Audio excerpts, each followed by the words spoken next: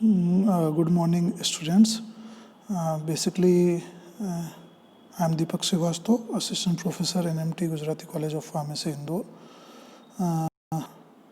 First year के students के लिए चूँकि बी फार्मा फर्स्ट ईयर का सेशन स्टार्ट हो चुका है और बच्चों को कुछ प्रॉब्लम रहती है सब्जेक्ट में, और pharmaceutical analysis theory and practical BP 102T से रिलेटेड एक इंट्रोडक्टरी सेक्शन है जिसमें एनालिसिस या फार्मास्यूटिकल एनालिसिस को डिटेल में डिस्कस करेंगे, इसके कंटेंट को डिटेल में डिस्कस करेंगे, स्कोप ऑफ फार्मेसी, सिलेबस जो बच्चे RGPV के अकॉर्डिंग पढ़ रहे हैं उनके सिलेबस, एकेडमिक कैलेंडर एंड बहुत सारे एस्पेक्ट्स को हम आज इस पर्टिकुलर क्लास में डिस्कस करेंगे. सो बेसिकली जो बच्चे बी फार्म में फर्स्ट ईयर में हैं या फर्स्ट सेमेस्टर की स्टडी कर रहे हैं उनके लिए ये वीडियो बेनिफिशियल रहेगा, ये सोच के मैं वीडियो प्रिपेयर कर रहा हूँ. सो स्टार्ट करते हैं. जहाँ तक कंटेंट की बात है, आप कंटेंट देखें. इस पर्टिकुलर वीडियो में या इस पर्टिकुलर लेक्चर में हम फॉलोइंग एस्पेक्ट्स या फॉलोइंग कंटेंट कवर करेंगे, जहाँ हम स्कोप के बारे में डिस्कस करेंगे, फार्मास्यूटिकल एनालिसिस के ऑब्जेक्टिव देखेंगे, कोर्स कंटेंट जो यूनिट का है फार्मास्यूटिकल एनालिसिस का वो डिस्कस करेंगे. इसके बाद BP 108P pharmaceutical analysis practical को डिस्कस करेंगे, एक आउटलाइन डिस्कस करेंगे, और साथ ही साथ कौन कौन सी बुक रिकमेंड करना है फार्मास्यूटिकल एनालिसिस को पढ़ने के लिए, और अदर सब्जेक्ट्स के पढ़ने के लिए कौन सी book as per my personal opinion आप प्रेफर कर सकते हैं. इंडिविजुअली डिपेंड करेगा सब्जेक्ट टीचर्स के ऊपर भी, पर एक मैं अपना एक कॉमन ओपिनियन दूंगा बुक्स के बारे में, सारी बुक्स के बारे में. और last but not least we will discuss the examination pattern of RGPV university. So let's start. हम स्टार्ट करते हैं. सबसे पहले स्कोप ऑफ फार्मास्यूटिकल एनालिसिस. देखिए, फार्मास्यूटिकल एनालिसिस का बेसिकली स्कोप ये है, इस सेमेस्टर में जो हम फार्मास्यूटिकल एनालिसिस पढ़ रहे हैं वो फार्मास्यूटिकल एनालिसिस फर्स्ट है. फार्मास्यूटिकल एनालिसिस फर्स्ट होता है. इसमें फंडामेंटल्स हम परफॉर्म करेंगे या फंडामेंटल समझने की कोशिश करेंगे. एनालिटिकल केमिस्ट्री क्या होती है, एनालिटिकल केमिस्ट्री के प्रिंसिपल्स क्या होते हैं, एनालिटिकल केमिस्ट्री की ब्रांचेस कौन कौन सी होती है, कौन कौन सी टेक्निक्स एनालिटिकल केमिस्ट्री की हम यूज़ करते हैं इम्प्यूरिटीज़ प्यूरिटीज़ को आइडेंटिफाई करने के लिए, सब्सटेंस को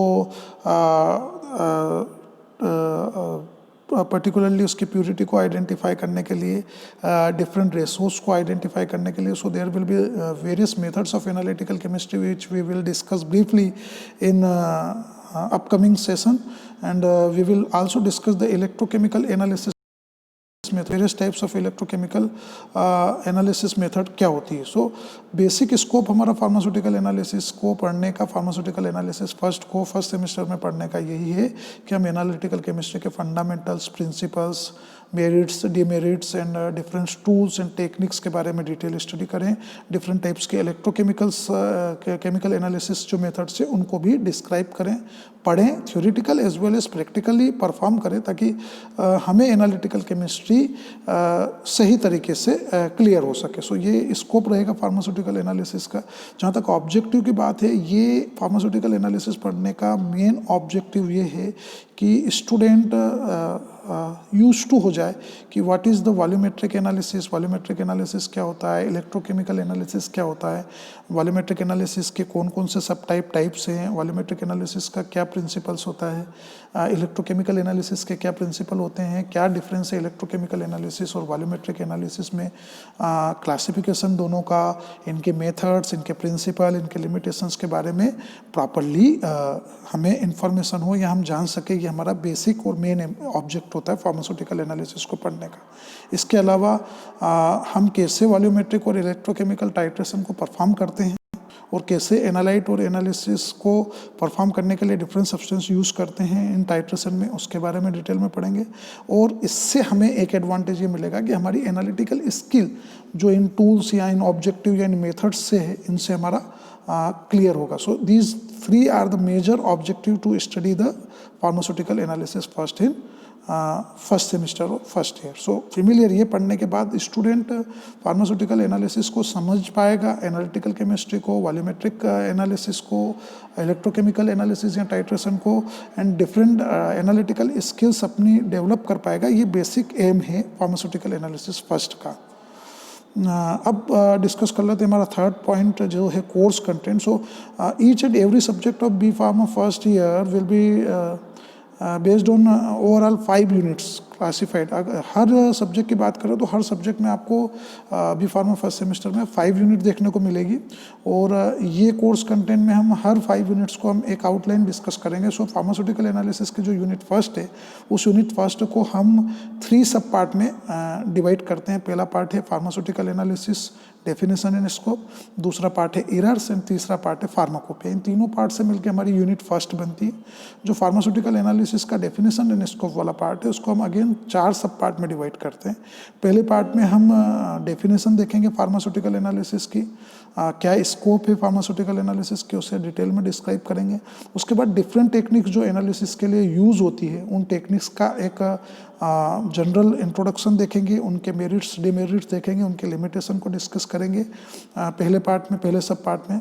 ये जो पार्ट है उसके पहले सब पार्ट में. दूसरे सब पार्ट में हम मेथड ऑफ एक्सप्रेसिंग कंसंट्रेशन के हम मेथड कंसंट्रेशन को कैसे एक्सप्रेस कर सकते हैं, जैसे मोलरिटी के कॉन्सेप्ट में, नॉर्मलिटी के कॉन्सेप्ट में, फॉर्मेलिटी के कॉन्सेप्ट में. And there will be number of different methods of expressing concentration. उनको हम डिटेल में डिस्कस करेंगे with chemical formula and with examples, ताकि हमें समझ में आ जाए कि कंसंट्रेशन को हम कैसे कैलकुलेट करते हैं या कैसे आइडेंटिफाई करते हैं. तीसरा जो पार्ट है जहाँ पे हम पढ़ेंगे कि प्राइमरी स्टैंडर्ड सोल्यूशन क्या होते हैं और सेकेंडरी स्टैंडर्ड सोल्यूशन क्या होते हैं, इन्हें टाइट्रेशन में किस तरीके से यूज़ किया जाता है, कैसे प्रिपेयर होते हैं और इनके क्या क्या एडवांटेजेस है primary and secondary standard solution के, और इन्हें कहाँ कैसे और किस प्रॉस्पेक्ट में यूज़ करना है. ये हम पढ़ेंगे थर्ड पार्ट में, जो हमारा यूनिट फर्स्ट का ए पार्ट का थर्ड सब पार्ट है. फोर्थ सब पार्ट में हम क्या करेंगे, फोर्थ सब पार्ट हमारा प्रैक्टिकल के लिए भी यूज़फुल है. बेसिकली इस फोर्थ पार्ट में हम मेथड देखेंगे प्रिपेयर करने की. डिफरेंट मोलर और नॉर्मल सोल्यूशन जो हैं वो प्रिपेयर करेंगे, जैसे ऑक्जेलिक एसिड हो गया, सोडियम हाइड्रोक्साइड हो गया, हाइड्रोक्लोरिक एसिड हो गया, sodium thiosulphate, sulphuric acid, potassium permanganate and ceric ammonium sulphates. और इनके प्रिपरेशन के मेथड को पढ़ेंगे, नोट डाउन करेंगे, राइट डाउन करेंगे, इनका स्टैंडर्डाइजेशन करेंगे अननोन और नॉन सब्सटेंस के प्रॉस्पेक्ट में primary standard secondary standard solution के साथ. उस कंपैरिजन के आधार पे हम थ्योरी यहाँ लिखेंगे और प्रैक्टिकल में इनके प्रैक्टिकल्स भी परफॉर्म करेंगे. सो ये दोनों तरफ हमें एडवांटेज देगी ये पर्टिकुलर पॉइंट, जहाँ हम प्रिपरेशन एंड स्टैंडर्डाइजेशन मोलर और नॉर्मल सोल्यूशन में प्रिपेयर करना सीखेंगे. दूसरा जो सब पार्ट रहेगा पहले यूनिट का उसे बोलेंगे एरर्स. इस एरर्स में हम सोर्सेस ऑफ एरर्स के, एरर कितने तरह के होते हैं, इनके सोर्सेस क्या होते हैं, इन्हें कैसे मिनिमाइज किया जा सकता है, एक्यूरेसी क्या होता है, प्रिसिशन क्या होता है, एंड सिग्निफिकेंट फिगर क्या होता है in prospect of errors. We will discuss briefly in this particular part from this particular points. And third जो पार्ट रहेगा हमारे यूनिट फर्स्ट का उसे हम बोलेंगे फार्माकोपिया. इसमें हम सोर्सेस ऑफ इम्प्यूरिटीज़ देखेंगे, मेडिसिनल एजेंट्स में कौन कौन से सोर्सेस ऑफ इम्प्यूरिटीज़ प्रेजेंट होती है, उनकी लिमिट टेस्ट क्या होते हैं, लिमिट टेस्ट कैसे परफॉर्म करते हैं, फार्माकोपिया क्या है, फार्माकोपिया के टाइप्स क्या हैं, ये सारी चीज़ें हम डिटेल में यूनिट फर्स्ट में कवर करेंगे. उसके बाद आता है यूनिट सेकंड. यूनिट सेकंड को हम अगेन 2 सब पार्ट में डिवाइड करते हैं. पहला पार्ट जिसे हम बोलते हैं एसिड बेस्ड टाइट्रेशन और दूसरा जिसे हम नॉन एक्वस टाइट्रेशन बोलते हैं. एसिड बेस्ड टाइट्रेशन में हम एसिड क्या होते हैं, बेस क्या होते हैं, एसिड बेस थियरीज क्या होती है, एसिड बेस इंडिकेटर्स क्या होते हैं, theories of acid base indicators क्या होते हैं, क्लासिफिकेशन जो एसिड बेस्ड टाइट्रेशन का है वो थ्योरी के आधार पे कितने तरह का होता है, स्ट्रॉन्ग वीक और वेरी वीक एसिड्स क्या होते हैं, ये बेस के साथ कैसे रिएक्ट करते हैं, न्यूट्रलाइजेशन कर्व क्या होते हैं, न्यूट्रलाइजेशन कर्व के कितने टाइप होते हैं, ये सारी चीज़ें हम यूनिट सेकंड के first part acid based titration में पढ़ेंगे. सेकंड पार्ट जहाँ तक है नॉन एक्वस टाइट्रेशन, वहाँ हम ऐसे सॉल्वेंट्स के बारे में पढ़ेंगे. नॉन एक्वस टाइट्रेशन में जो वाटर के अलावा जितने भी ऑर्गेनिक सॉल्वेंट्स यूज़ होते हैं उन ऑर्गेनिक सॉल्वेंट्स का यूज़ नॉन एक्वस टाइट्रेशन में किया जाता है. सो वो सॉल्वेंट्स कौन कौन से होते हैं उनके बारे में, एसिडिमेट्री एंड एल्कलीमेट्रिक टाइट्रेशन क्या होते हैं, estimation of sodium benzoate and ephedrine hydrochloride का कैसे परफॉर्म किया जाता है, उस मेथड को डिटेल में डिस्कस करेंगे. सो ये जब 2 पार्ट हमारे कंप्लीट हो जाएंगे तो हमारी यूनिट सेकंड कंप्लीट होती है. सो यूनिट सेकंड को 2 सब पार्ट में सब डिवाइड करके हम डिटेल स्टडी करेंगे. पहला एसिड बेस्ड टाइट्रेशन एंड दूसरा नॉन एक्वस टाइट्रेशन. तीसरे यूनिट का जहाँ तक बात है, तीसरे यूनिट को हम अगेन 4 सब पार्ट में डिवाइड करते हैं. पहला सब पार्ट प्रेसिपिटेशन टाइट्रेशन, दूसरा complexometric titration, third gravimetric titration और fourth basic principles and methods and application of digestion titration होता है। सो प्रेसिपिटेशन टाइट्रेशन में हम मोहर्स मेथड के बारे में पढ़ेंगे, वोलार्ड मेथड्स के बारे में पढ़ेंगे, फेजेंस मेथड क्या होती है, एस्टिमेशन ऑफ सोडियम क्लोराइड कैसे किया जाता है, प्रेसिपिटेशन टाइट्रेशन का प्रिंसिपल क्या होता है, प्रेसिपिटेशन टाइट्रेशन की लिमिटेशन क्या होती है, and there will be the number of different factors which will be directly or indirectly affected the precipitation titration will be studied in this particular section.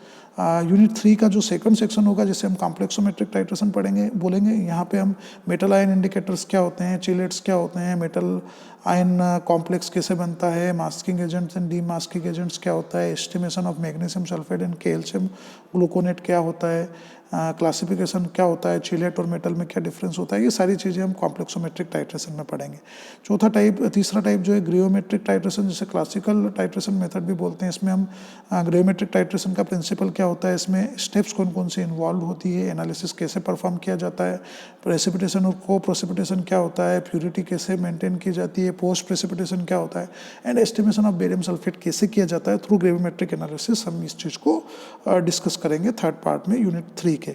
और fourth part जैसे हमने discuss किया कि nitrogen और nitrogen से relative जो derivative है उनका टाइट्रेशन डाइजोटाइजेशन टाइट्रेशन के थ्रू किया जाता है। सो उस मेथड के बारे में डिटेल, प्रिंसिपल, मेथड का detail and applications and limitations को हम डिटेल में विद डायग्राम डिस्कस करेंगे डाइजोटाइजेशन टाइट्रेशन में।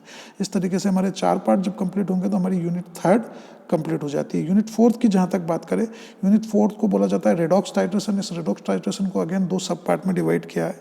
पहले पार्ट में हम कॉन्सेप्ट पढ़ेंगे कि ऑक्सीडेशन रिडक्शन टाइट्रेशन का कॉन्सेप्ट क्या होता है बेसिक, एंड दूसरे पार्ट में हम टाइप्स पढ़ेंगे रेडॉक्स टाइट्रेशन के, प्रिंसिपल, एप्लीकेशंस पढ़ेंगे, and there will be the number of examples of this redox titration like serimetry, iodometry, bromometry and dichrometry. Individually we will study each and every types of redox titration and उसके prospect में हम example के through समझेंगे। Titration with potassium iodate के example के through हम detail में redox titration को कंप्लीट करेंगे। इस तरीके से 2 पार्ट हमारे सब पार्ट जब कंप्लीट होंगे तो हमारी यूनिट 4 जिसे हम रिडॉक्स टाइट्रेशन बोलते हैं कंप्लीट हो जाएगी। यूनिट 5 को सब क्लासिफाइड किया गया है 3 पार्ट में और इसे हम बोलते हैं electrochemical method of analysis. Electrochemical method of analysis वो एनालिसिस की मेथड होती है जहाँ पे हम 2 इलेक्ट्रोड किसी भी सोल्यूशन के अंदर डिप करके उसमें एक पर्टिकुलर वोल्ट का करंट फ्लो करते हैं, जिससे आयोनाइजेशन फॉर्म में जो सब्सटेंस होता है वो डिसोशिएट होता है और उसका वो डिफरेंट तरह के कंडक्शंस या पोटेंशियल जनरेट करता है या ग्राफ जनरेट होते हैं और उसके थ्रू हम conductometric, potentiometric and polarographic method के through different types of conductive cells conductometric titration में और उसके एप्लीकेशन पोटेंशियोमेट्रिक टाइट्रेशन में इलेक्ट्रोकेमिकल सेल्स के कंस्ट्रक्शन एंड वर्किंग के बारे में, रेफरेंस और स्टैंडर्ड सॉल्यूशन या इलेक्ट्रॉन में क्या डिफरेंस होता है ये पढ़ेंगे, एंड पोलरोग्राफी के बारे में स्टडी करेंगे। सो इस तरीके से हमारी 5 यूनिट कंप्लीट हो जाती है थ्योरेटिकल पोर्शन में जहाँ तक हम बात करें। जहाँ तक प्रैक्टिकल की बात है, फार्मास्यूटिकल एनालिसिस के प्रैक्टिकल को BP 108P से डिनोट करते हैं, जहाँ बी फार्मा को डिनोट करता है और 108 कोड है इस प्रैक्टिकल का, और P4 प्रैक्टिकल। सो फार्मास्यूटिकल एनालिसिस के जो प्रैक्टिकल है उनको हम 4 सब पार्ट में डिवाइड करते हैं। पहले पार्ट में हम लिमिट टेस्ट परफॉर्म करेंगे, इसके बारे में डिटेल हम बाद में डिस्कस करेंगे। सो इस लिमिट टेस्ट में हम क्लोराइड, सल्फेट, आयरन और आर्सेनिक के लिमिट टेस्ट को परफॉर्म करेंगे।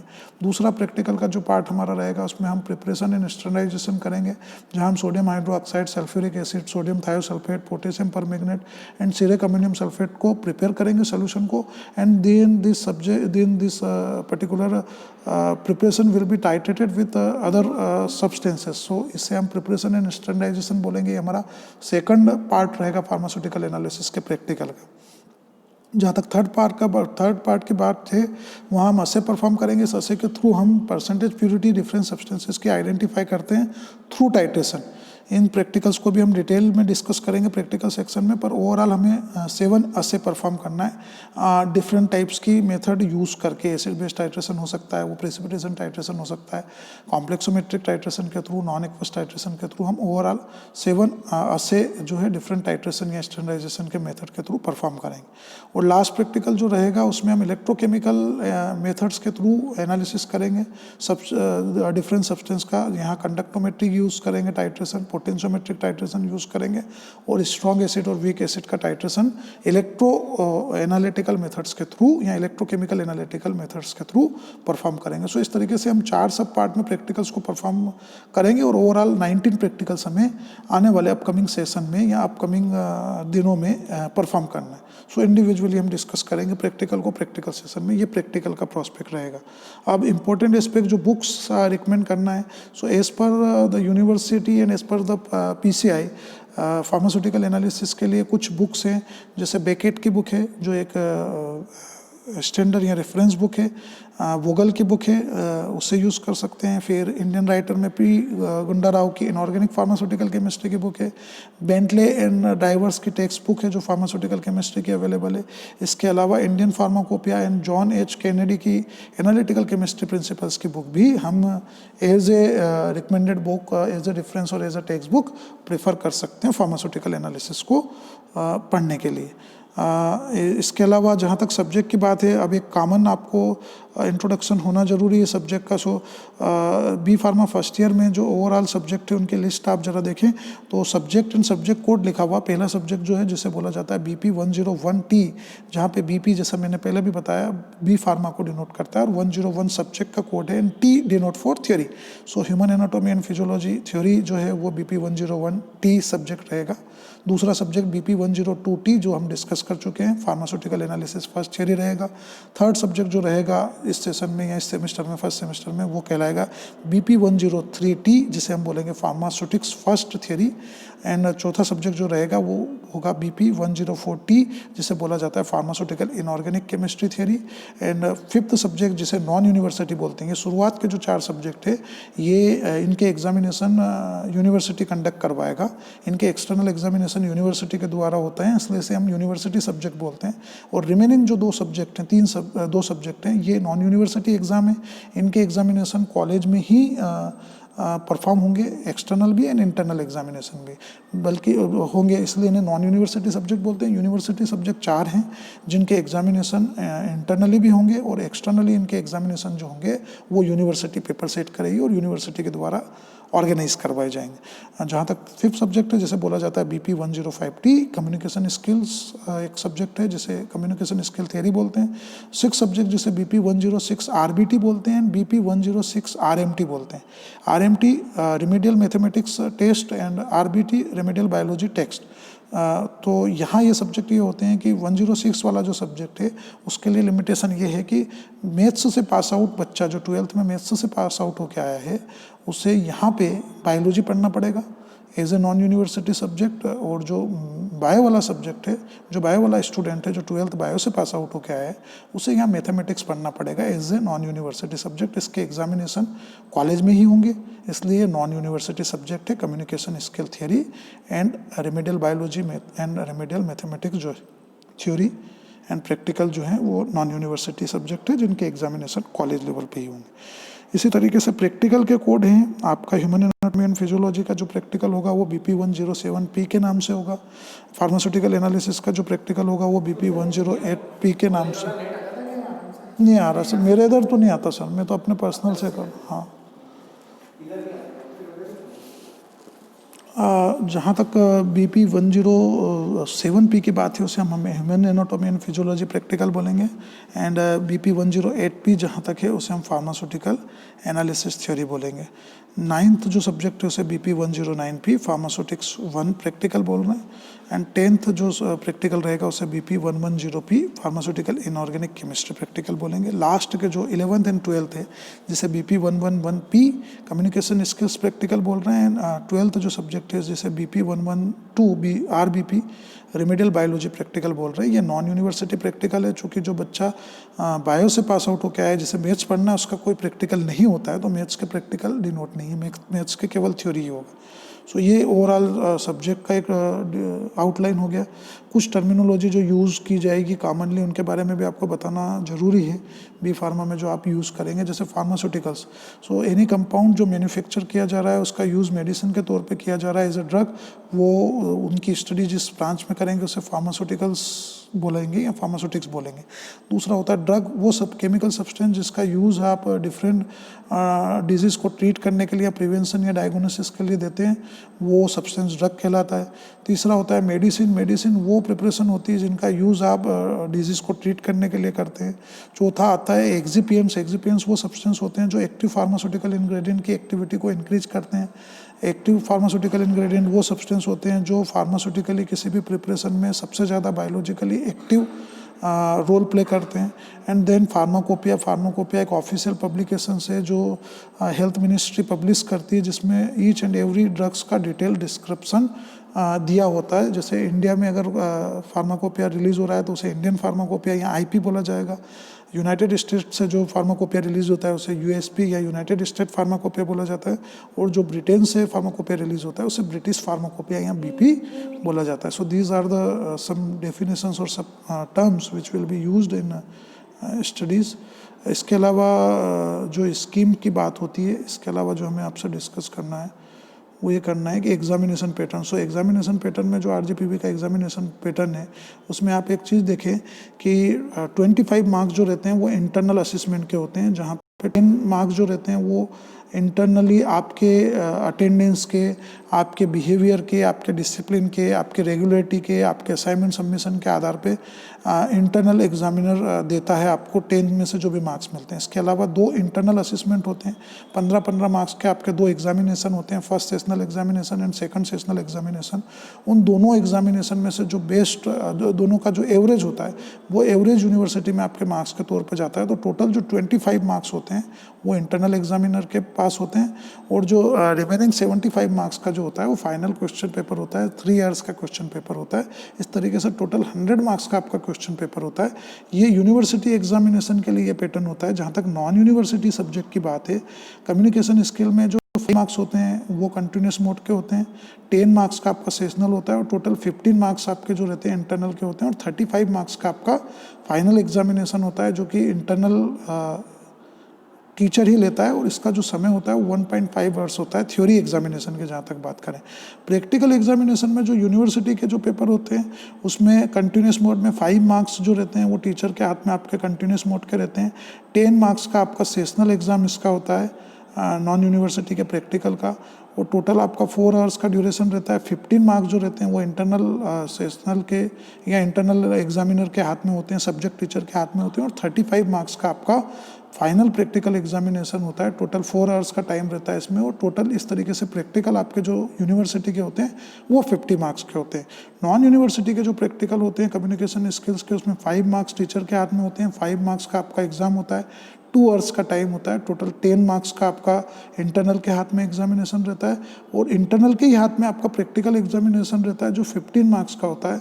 इसमें 2 आवर्स का टाइम मिलता है। सो टोटल 25 आवर्स के आपके प्रैक्टिकल, 25 मार्क्स के आपके प्रैक्टिकल होते हैं नॉन यूनिवर्सिटी की, जहाँ तक बात करें हम। सो ये ओवरऑल आपका डिस्क्रिप्शन हो गया। एग्जामिनेशन पैटर्न को भी हमने डिस्कस कर लिया। अब एग्जामिनेशन पैटर्न के बाद जो इम्पोर्टेंट एस्पेक्ट्स होता है वो होता है बुक्स का। तो बुक्स के रिकॉर्डिंग डिफरेंट सब्जेक्ट जो हमने डिस्कस करें, तो अगर आप HAP की अगर बुक कोई से प्रेफर करना चाहते हैं तो स्टैंडर्ड बुक के तौर पे आप टोटोरा की बुक, एंड आपको दिख रही है इमेज, इंटरनेशनल स्टूडेंट वर्जन जो है ब्राय एच डेकरसन की बुक को यूज़ कर सकते हो, या Tortora principle of anatomy and physiology की बुक को यूज़ कर सकते हो एज ए रेफरेंस बुक। इसके अलावा रोज एंड विल्सन की बुक जिसे हम बोलते हैं एनाटॉमी एंड फिजियोलॉजी, ये भी काफ़ी अच्छी बुक है। अगर आप टेक्स्ट बुक की बात करें तो डॉक्टर PK अग्रवाल की बुक जो कि प्रगति पब्लिकेशंस की बुक है, उसका एडिशन यूज़ कर सकते हो as a text book HAP के लिए। अगली बुक जो है एनाटॉमी एंड फिजियोलॉजी की, जो एक टेक्स्ट बुक है आर्या पब्लिकेशंस की, डॉक्टर A.K. जेम्स की लेटेस्ट एडिशन आप यूज़ कर सकते हो, APC, और इस पर्टिकुलर नाम से अवेलेबल है।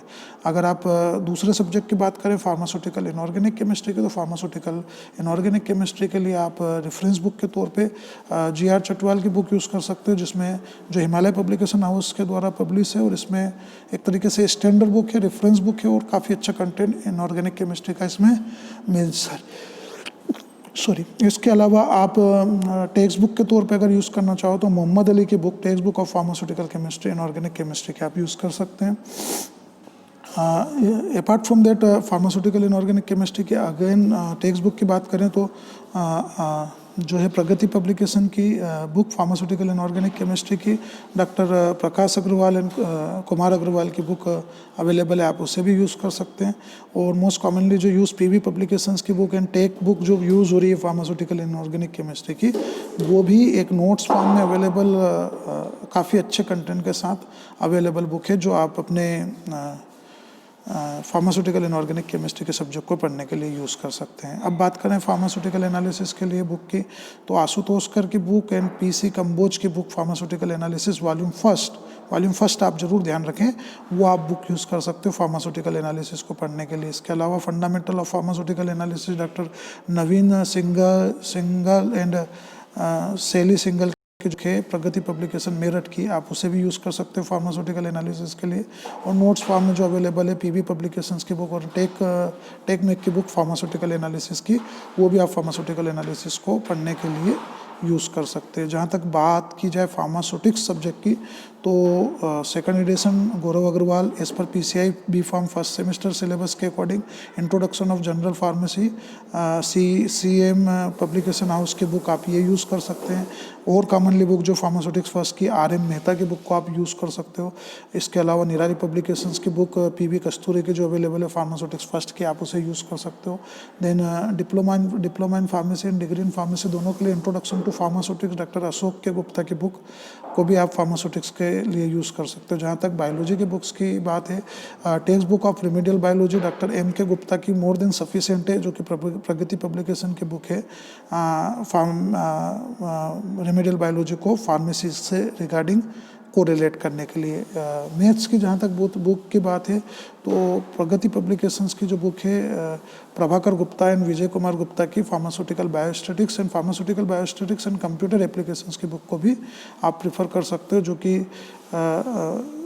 उजाला पब्लिकेशंस की बुक है, जिसका कंटेंट जो है वो हमारे सिलेबस को सूट करता है कहीं ना कहीं मैथमेटिक्स के स्टूडेंट्स के तौर पर। ये लास्ट बट नॉट लीस्ट ये बात कर ले हम ज़रा सा जो डिस्कस करना ज़रूरी है, एकेडमिक कैलेंडर जो 18/11/2020 को RGP यूनिवर्सिटी ने पब्लिश किया है। इस एकेडमिक कैलेंडर के अकॉर्डिंग फर्स्ट ईयर की क्लास 1 दिसंबर 2020 से स्टार्ट हुई है। फर्स्ट सेशनल एग्जामिनेशन या मिड सेमेस्टर एग्जामिनेशन जो सेशनल एग्जामिनेशन है वो 11 से 15 जनवरी 2021 के बीच में होंगे। सेकंड सेशनल एग्जामिनेशन जो टेंटेटिव डेट यूनिवर्सिटी ने पब्लिश की वो 15 से 19 फेब 2021 के बीच में। एंड जो फाइनल एग्जामिनेशन जो फर्स्ट सेमेस्टर की वो होना है 1 से 5 मार्च के बीच में प्रैक्टिकल एग्जामिनेशन, एंड 6 मार्च से लेके 16 मार्च के बीच में फाइनल थियरी एग्जामिनेशन जो नॉन यूनिवर्सिटी और यूनिवर्सिटी है वो RGP यूनिवर्सिटी के अकॉर्डिंग होना है। Already we will discuss syllabus हमने ऑलरेडी डिस्कस कर लिया है। ईच एंड इंडिविजुअल सब्जेक्ट के टीचर फिर सब्जेक्ट वाइज डिस्कस करेंगे सिलेबस को, सो वो आपको डिटेल में बताएंगे। Last but not least there will be the lots of scope in pharmacy के स्कोप बहुत सारे हैं। एक फार्मासिस्ट B.Pharm करने के बाद यदि टेक्निकली साउंड नॉलेज रखता है बच्चा, तो किसी भी फील्ड में हम जा सकते हैं। मिलिट्री फार्मेसी है, फार्मेसी इंफॉर्मेशन है, रिटेल शॉप है, न्यूक्लियर फार्मेसी है, and there will be n number of scope of pharmacy will be available in India and as well as abroad also. So we will discuss is in detail in later video. आज के video में मेरे हिसाब से more than sufficient हमने cover कर लिया। सो ये एक बेसिक इंट्रोडक्टरी सेक्शन था, ना सिर्फ फार्मास्यूटिकल एनालिसिस का बट फार्मेसी से रिलेटेड मैक्सिमम कंटेंट को जो फर्स्ट ईयर के बच्चे को जानना ज़रूरी होता है, मैंने इसमें डालने की कोशिश की है। आप भी इस वीडियो को लाइक करें, सब्सक्राइब करें, शेयर करें। किसी तरह का सजेशन है तो कमेंट बॉक्स में सजेशन ज़रूर डालें, और किसी तरह की कंप्लेंट है तो कंप्लेंट को भी आप मेंशन करें, ताकि आने वाले वीडियो में मैं उसमें इम्प्रूवमेंट कर सकूं और आपके लिए ज़्यादा बेहतर और ज़्यादा अच्छे कंटेंट को डेवलप कर सकूं। मीनवाइल आज का लेक्चर अटेंड करने के लिए और वीडियो अटेंड करने के लिए thank you very much. Hope आपको ये वीडियो पसंद आएगा और आपको इससे एडवांटेज मिलेगा। ये जो सेशन है, इस सेशन का आप एडवांटेज इस वीडियो के थ्रू हर सब्जेक्ट में ले पाएंगे, इस उम्मीद के साथ। Thank you, have a nice day.